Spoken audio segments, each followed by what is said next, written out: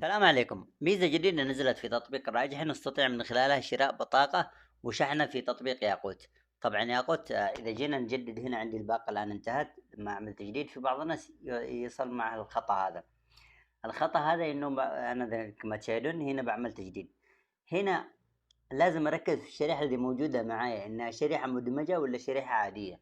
الشريحة المدمجة اللي هي شريحة إلكترونية اللي مش موجودة، بس الكود حقها نمسحه وتشتغل. الشريحة العادية هي اللي ندخلها في الجوال. طبعا في بعض الناس عنده شريحة عادية ويحسب ان هذا الباقة هذه ارخص، لا، هي كلها نفس السعر، بس هذا السعر خاص للمدمجة، هذا للشرائح المدمجة وهذا للشرائح العادية. السعر يختلف من الاشتراك العادي للالكتروني.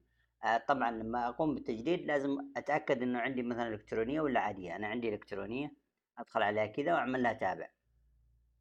هنا يظهر لي عندي كذا.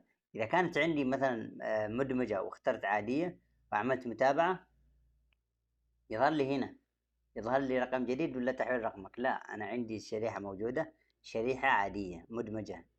أدخل عليها كذا وهنا يجيني التجديد. إذا دخلت عليها تجديد كذا كما تشاهدون هنا عندي شو اسمه باقة الدفع، ملخص الدفع، خيارات الدفع، زي كذا.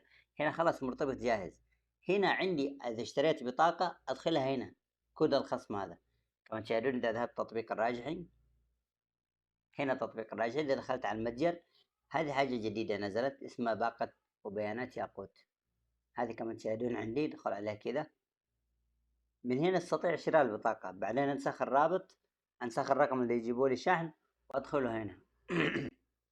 هنا اكتب رمز الخصم. إذا كتبت رمز الخصم هنا أعمل إضافة، بعدين يجيني هنا المبلغ، يعني الفاتورة تعمل تأكيد فقط، يعني ما يحتاج إنك تضيف البطاقة ولا إنك يكون عندك رصيد في البطاقة.